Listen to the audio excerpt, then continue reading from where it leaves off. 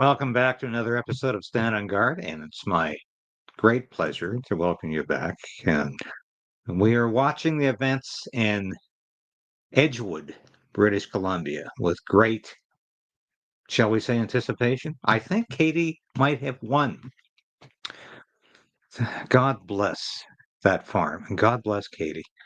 And I'll have more to say in a minute. And this is David Creighton welcoming you to Stand on Guard, part of the Creighton's Right channel. Please support it because nobody else seems to be doing it right now. The lowest numbers I've had in 3 years of doing this, but I'm going to keep reporting the truth. That's what I'm here for. Be right back. The Prime Minister lied and his minions continue to lie. Your home is your castle. We're calling on the government to introduce and immediately pass the Stand on Guard law. But we also need to resolve to resist.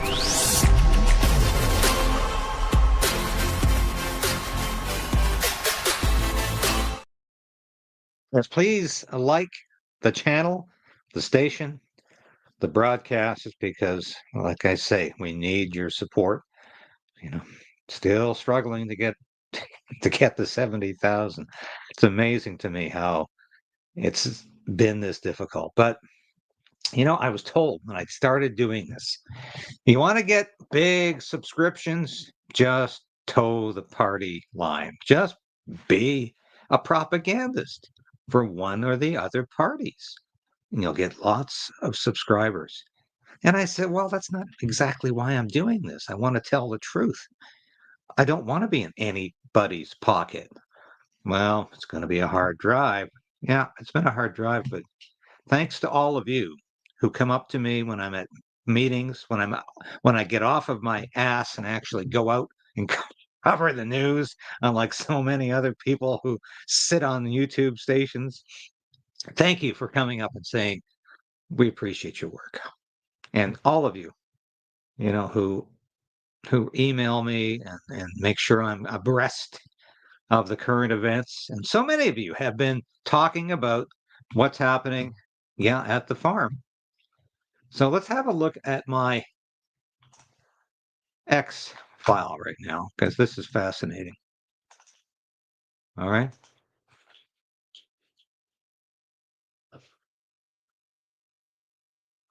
This is absolutely fascinating. Oh, yeah. And before we get to the farm, here, this is incredible. This is incredible. And I just got to play this for you. This is our unpronounceable public safety minister. I can't pronounce his name. I've given up trying. But here's Tracy Wilson posts this. This is a ridiculous statement by the Minister of Public Safety. I'll take Gary, whatever his name is, up on it, though. I publicly dare you to show a single hate-filled vitriol message in your mailbox from the so-called gun lobby. Let's listen to this. Mr. Speaker, I've addressed this issue a number of times, but let me just make it very personal, Mr. Speaker. The last 4 months in this role as Minister of Public Safety, I've received a great deal of vitriol from the gun lobby, Mr. Speaker. If you go into my social media accounts, you will see hundreds, if not thousands, of comments of hatred that's coming through the gun lobby, Mr. Speaker. What the party opposite is doing is reinforcing that. We have a serious plan to ensure that guns are off our streets. That's why we will be going forward and implementing this program, Mr. Speaker. I invite the party opposite to come on board and ensure that our streets are safe. Mr. Speaker, I've addressed this issue a number of times, but let me just make it. All right, so this clown has been a minister, a public safety minister, and he's got all kinds of conflicts of interest going against him. And Gary DeSangari, I can't pronounce his name. He really should not be, public safety minister, because he was a lobbyist apparently at one time, reportedly for a group that's on the Canadian terrorist list. So how the hell? Only in Canada, you say? Yeah, and Tamara Leach. Yes, I'm sorry, I missed this entirely. Tamara Leach and Chris Barber, we're back, and I should say Chris Barber's truck was on trial again, or Chris Barber's truck was awaiting a sentencing hearing. It's just how crazy Canada is. And I'll get to that in a minute. So we're still going. Look at this here. We are back in court this morning for the continuation of the summary dismissal application hearing on the Crown's forfeiture application for the seizure and destruction of Big Red. It's been 1,313 days since our arrest. That's over 2 years. Do you believe that? Do you believe that? And it's been 2 years in court. Ostrich, thank you, Gen Xer. Ostrich lives matter. Yeah, they sure do. And I've got to say, the reporting about the ostrich farm has never been about, oh, I was there first and I have the access to Katie. It's about getting the word out. I don't care how many media organizations are there. The more, the merrier. The more, the better. I'm there fighting for Katie and her ostriches. I admit it. I am not being objective about this news story because it's so insane. It's so stupid that we have a government and we have a government agency called the Canadian Food Inspection Agency that would order a killing of 309 healthy ostriches because they don't want to admit they were wrong. And why is the Canadian Food Inspection Agency even involved in this? Because these ostriches were not being used for food. So let's have a listen to this, because this is incredible. Hey, did you hear that? So Sunbelt was commissioned to bring in the big scissor lifts so that the Army could come in and shoot the things. Sunbelt said no. They took the shit home. They took the shit home.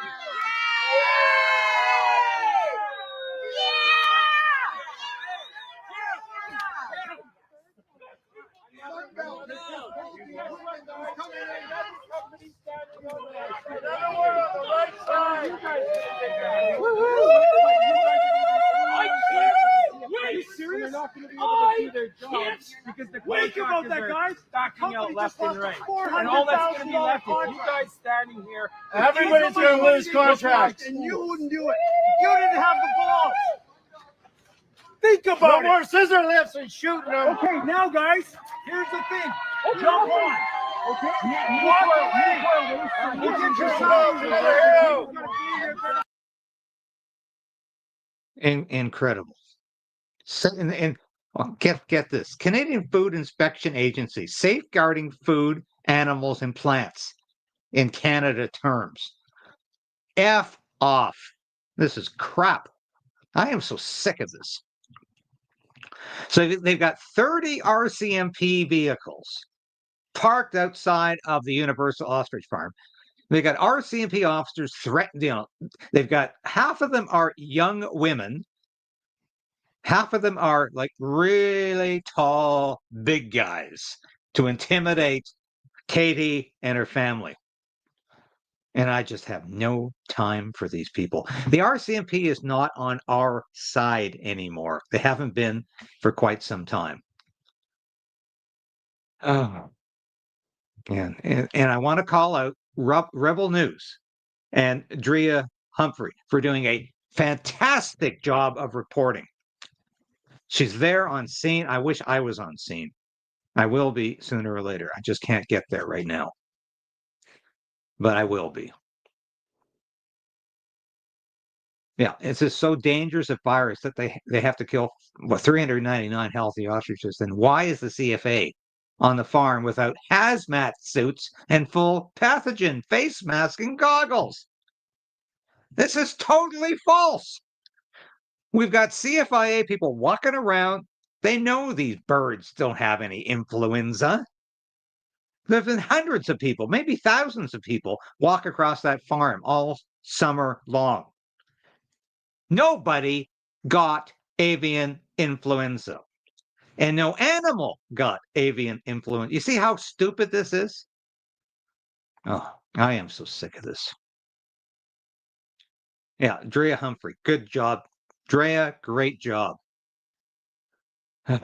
Yeah. Whoa, I've been informed by the farm that another company just backed out of the Canadian Food Inspection Agency's inhumane kill plan to kill 400 healthy ostriches on Edgewood, BC. And it's just crazy. All I can tell you is call up Suncor Environmental Solutions if they're still involved in this. This is an environmental solution. And ask if they're in any way affiliated with Mark Carney. Daisy Media. Yes, thanks, Daisy Media. You're not on scene, but you put together some great stuff here. And like I say, this is not about who's got the best story. Get the story out. I don't care. I want to save this farm. I want to save these people from government. Look at these cops. Look at these cops standing around like they Gestapo agents. We got fentanyl coming in the border. We've got fentanyl coming in the border.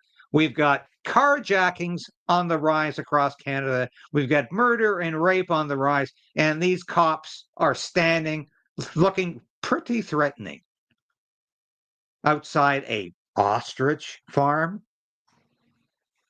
Get your priorities straight. These cops don't represent us anymore. They represent the Liberal Party of Canada, and you know that.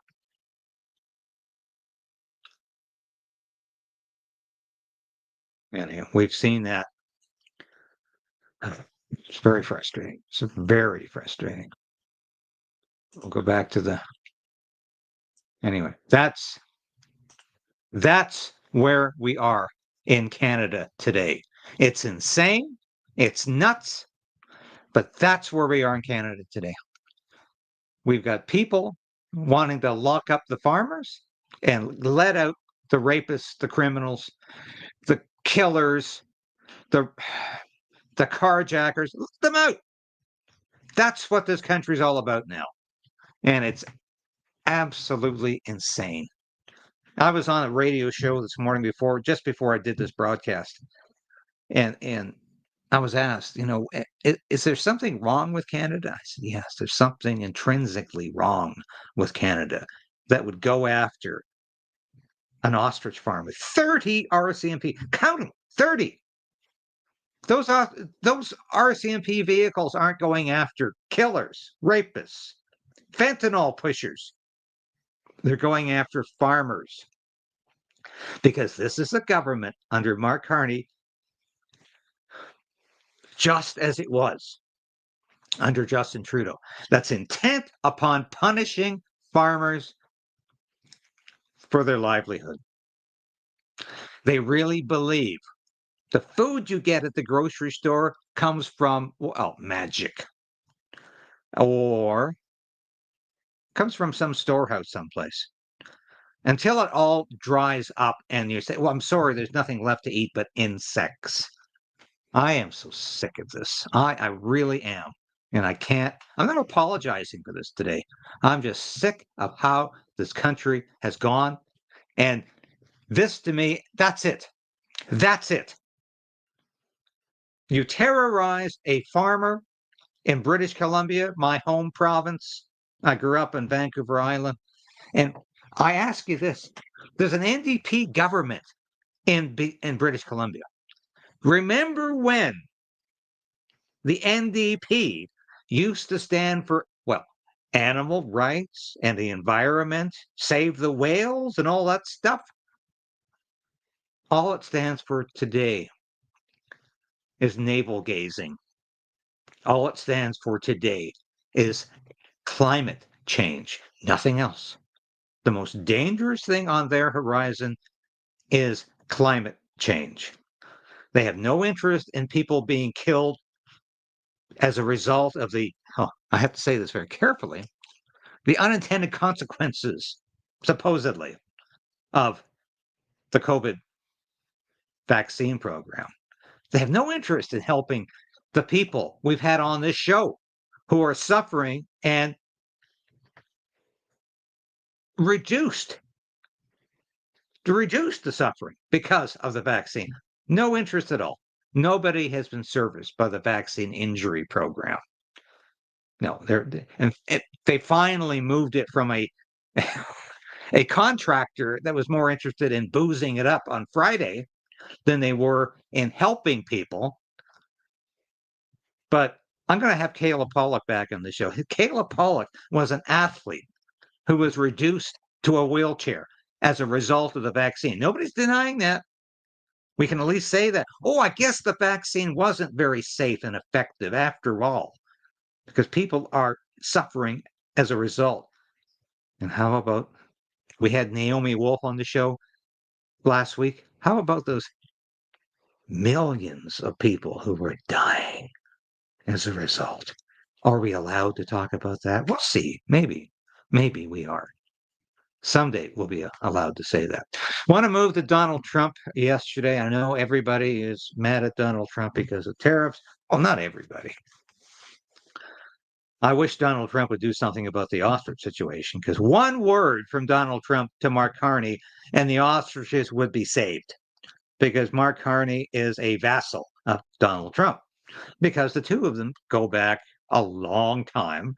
Donald Trump bailed out Donald Trump's son-in-law in a big-time venture capitalist scheme in Manhattan, which we have documented on this show. But let's listen to. Look at what's happening. Look at what's happening. In the days since Charlie's death, we have seen how his legacy has touched so many millions around the world. In Calgary, Canada, thousands gathered at City Hall to sing the American national anthem and raise up posters with the name Charlie Kirk. In Seoul, South. So Donald Trump recognized what has been going on. Wonder why that was in Alberta. I wonder why. Seems to me there's something special about Alberta as a province in this country. Seems to me that's the only real province that believes in freedom. Because we don't believe in that in Ontario. No, we've got a charlatan named Doug Ford running the province here, who once in a while throws some red meat out there. Oh, yeah. He says, well, we gotta get rid of those photo radars. It's an infringement on human rights. And nothing else you're doing, Doug Ford? I know you've got people working for you who are who are basically working for Big Pharma as well. I know who they are, and they know I know who they are. And I've talked about them, and I've written about them on social media and the columns I've done. I wrote a special piece on the Western Standard when I was still working there about the Big Pharma lobbyists who are working for Doug Ford. So don't expect Doug Ford to do anything nice. Doug Ford is all about Doug Ford. Now, do I have any comment on Charlie Kirk's funeral? No, I don't, because it is being totally enveloped right now by all kinds of I'm not going to call them conspiracy theories, because we know the conspiracy theories about John F. Kennedy proved to be right. Wasn't a lone gunman. Everybody who's thinking and breathing today probably acknowledges that. It wasn't about Lee Oswald. It was about other people as well. And yes, I've heard the theories about Mossad. I've heard the theories about who was actually involved in this. But right now, we'll get to that next week. Let's put it this way. And we'll remember Charlie Kirk as a great Christian. And why is Tucker Carlson being called out for his eulogy? It's crazy right now. You can't say anything that could be interpreted by somebody as offensive. Thank God the United States doesn't have our hate crimes legislation.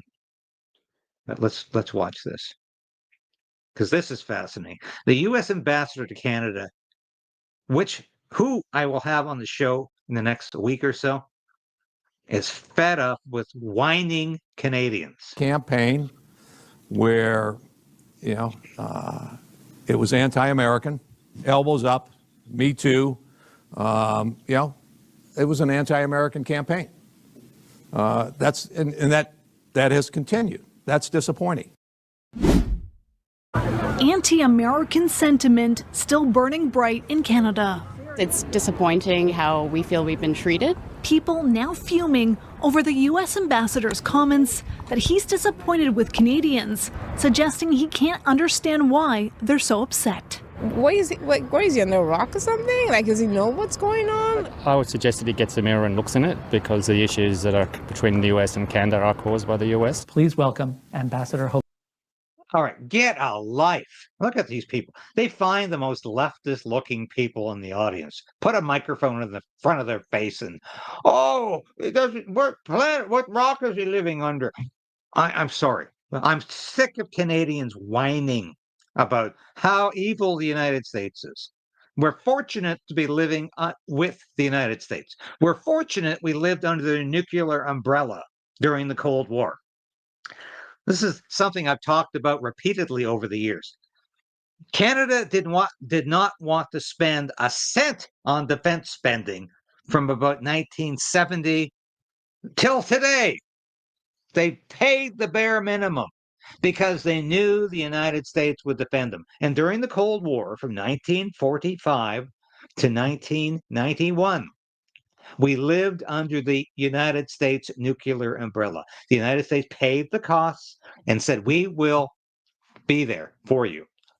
And so here we are today with Mark Carney whining. At the same time, he gets on his knees every time he meets Donald Trump. Is there a disconnect here? Yes, of course there is. Because Donald Trump is a clown. And I'm sorry, Mark Carney is the clown. And it's like the clown kneeling at the feet. On Thursday, America's ambassador to Canada told a business audience he's frustrated. I'm disappointed that I came to Canada, a Canada that it is very, very difficult to find Canadians who are passionate about the American-Canadian relationship. And he took aim at politicians, too. You ran a campaign where, it was anti-American, elbows up, me too. It was an anti-American campaign. That has continued. That's disappointing. He also spoke out against the finance minister's recent comment that it's sad the U.S. turned its back on Canada. His response? The tariff have been impacting a number of workers and sectors in Canada like we have not seen in a very long time. Others less diplomatic. Well, when you kick the dog, you can't blame it for snarling back. When you talk about annexation, and you talk about 51st state, and you treat your partner like a second-class standing, and then say, well, you know what? I think that when you say things like elbows up, it's anti-American. I mean, it's gaslighting 101. No matter what, Canadians are putting their thoughts. I'm sorry, Mark Carney has not done anything to suggest he's fighting Donald Trump. Now, I don't think that's a good strategy. I don't think it was a good strategy to go to a gay pride parade the day before Donald Trump levied his tariffs. I don't think it's necessarily a good strategy to recognize a Palestinian state right now before we have a trade agreement. At least Britain had a trade agreement. Then it announced it was for Palestinian statehood. But Mark Carney, you have to ask yourself, who is he working for? Who is he working for? He's not working for Canada. I will tell you that again and again. Let's watch this. Into action. All I know is I don't want to cross over right now to the U.S. Many still traveling, shopping, and spending money in Canada, not the U.S. Anytime any country, out of the blue slaps tariffs or starts raising the specter of annexation, of course Canadians are going to respond positively on the patriotic side. The data backs that up. Numbers show Canadians have taken a big step back from the U.S. So, Ashley, what do some of those figures show? Erica, data from Statistics Canada shows the number of Canadians driving home from the U.S. dropped 34% in August compared to the same time last year. Book sales by Canadian authors are up, and U.S. alcohol sales down. Overall, Canadian exports to the U.S. have dropped slightly, about 2% this year. That's a $5 billion loss. This is so pathetic. Okay, yeah, when we're buying less Jack Daniels. Yeah, there's no more in the system in Ontario. Found that out yesterday, but this is where we are in Canada. It's a bankrupt country trying desperately to look like there's a distraction here. Let's watch. Here's a big distraction. Documents in FBI possession, your possession, detail at least 20 men, including Mr. Jess Staley, CEO of Barclays Bank, who Jeffrey Epstein trafficked victims to. That list also includes at least 19 other individuals, one Hollywood producer worth a few $100 million, one royal prince, one high-profile individual in the music industry, one very prominent banker, one high-profile government official, one high-profile former politician, one owner of a car company in Italy, one rock star, one magician, at least 6 billionaires, including a billionaire from Canada. The gentleman from Kentucky is recognized for 5 minutes. Thank you, Mr. Chairman. Director Patel, I watched some of your Senate hearing yesterday when Senator Kennedy asked you, you've seen most of the files, who, if anyone, did Epstein traffic these women to besides himself? You replied, according to the transcript, there is no credible information that he trafficked them to anyone else. You also said somewhere in the hearing and here today that the problem is that the case files are constrained by limited search warrants from 2006 to 2007 and that the non-prosecution agreement hamstrung future investigations. Those constraints only apply to the Southern District of Florida. They do not apply to the Southern District of New York, the location of the 2019 sex trafficking indictment, which produced many things, including a series of FD 302 documents. According to victims who cooperated with the FBI in that investigation, these documents in FBI possession, your possession, detail at least 20 men, including Mr. Jess Staley, CEO of Barclays Bank, who Jeffrey Epstein trafficked victims to, victims including minors, such as Virginia Roberts Giuffre, may she rest in peace. That list also includes at least 19 other individuals, one Hollywood producer worth a few $100 million, one royal prince, one high-profile individual in the music industry, one very prominent banker, one high-profile government official, one high-profile former politician, one owner of a car company in Italy, one rock star, one magician, at least 6 billionaires, including a billionaire from Canada. We know these people exist in the FBI files, the files that you control. I don't know exactly who they are, but the FBI does. Have you launched any investigations into any of these people, and have you seen these 302 documents? Sir, I have asked my FBI agents to review the entirety of the Epstein files and bring forth any credible information. And we're working with Congress not only to divulge that information and produce it to you, but any investigations that arise from any credible investigation will be brought. There have been no new materials brought to me launching a new indictment. So is the loophole here, or is it your assertion that these victims aren't credible, that the 302s maybe didn't produce credible statements that rise to a probable cause? It's not my assertion, sir. It's the assertion of 2 different United States attorneys' offices from 3 separate administrations who investigated those same materials in lifetime. Are the 302 documents in the FBI's possession? They reviewed all that, yes, sir. And so have you reviewed those 302 documents where the victims name the people who victimized them? If I personally know, but the FBI has. So how can you sit here and in front of the Senate and say there are no names? I said I named one today. I said we are not in the practice at the Department of Justice FBI of releasing victims' names.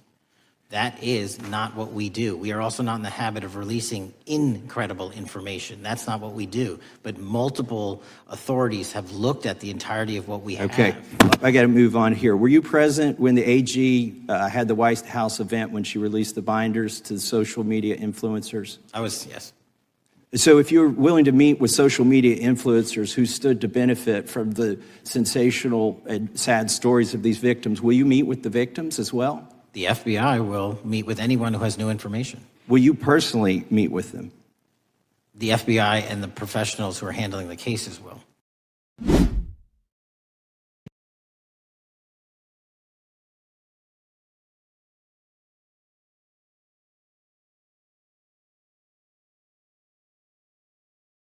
Problems there. Over here. Sorry, had some mouse problems there. What is going on here with the FBI? Here's what I'm going to suggest. The FBI is sort of like the RCMP. And the RCMP is out of control in this country, just like the FBI is in the United States. And I would suggest it's not just about the government of the day. Because the FBI, even though they've got Kash Patel, who I applauded, and I said, thank God we've got a guy in charge of the FBI who's going to clean the house. Hasn't happened. And what's going on with the RCMP? Well, the RCMP is lockstep with the Carney-Trudeau government. Has been for a long time. It's going after people who are opposed to the Carney-Trudeau regime. If you happen to think vaccines are, well, something we should debate, no, they're at your doorstep. If you happen to think your ostriches are healthy and the government won't test them and they will punish you for doing that, the RCMP is literally at your gate. So my hearts and prayers go out to Katie tonight, this morning, sorry.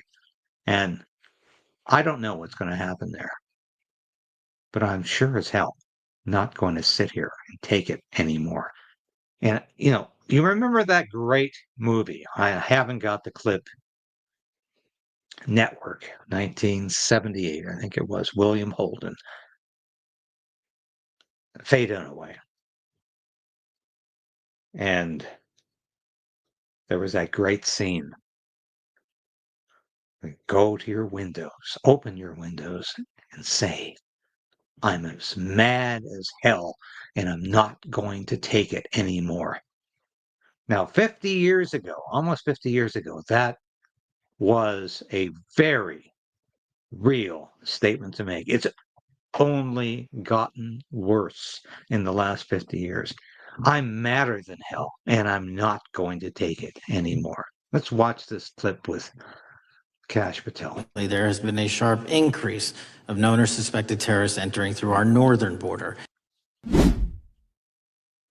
Our northern border, it's largely expansive. The enemy has adapted, and we need more focus on the northern border to stop known or suspected terrorists from coming in from places like China, Russia, the Middle East, Africa, Afghanistan. And what can you tell us about the remaining threat posed by potential terrorist cells here in the United States? The terrorist threat that continues to be posed by international terrorists here in the United States is one of my highest priorities.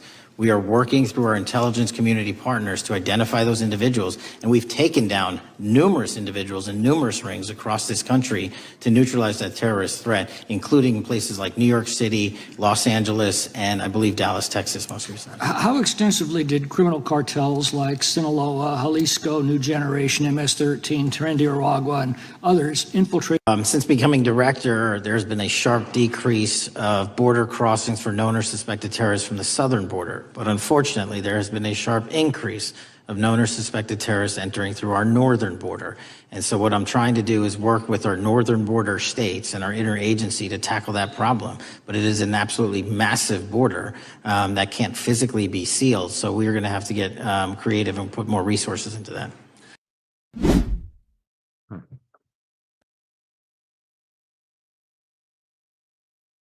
Yes, how amazing. The numbers have been very high today. I don't know why. I didn't do anything different, but YouTube took its finger off of this. Because as I've said, you can get on here and you can do propaganda for the company store, propaganda for the political party of your choice, and you'll get lots of numbers. Go on here as an independent, and I tell you, you're in trouble. Anyway, thank you so much for watching today. It's been a pleasure. I'll be right back, and I'll know if this is true. If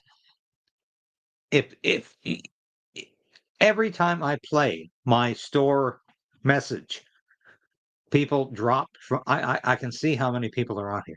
People drop. I'm just curious what's going to happen today. And when we come back, I'll tell you.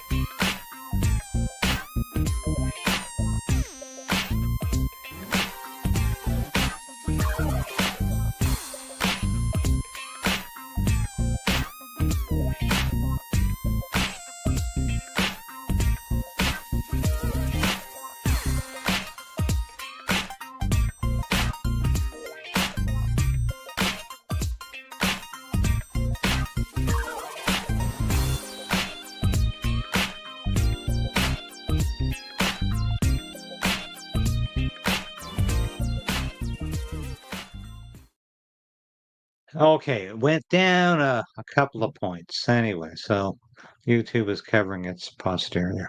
Thank you for watching, and it's not over at the farm. Believe me, it's not over. I just got just as we were talking, I get,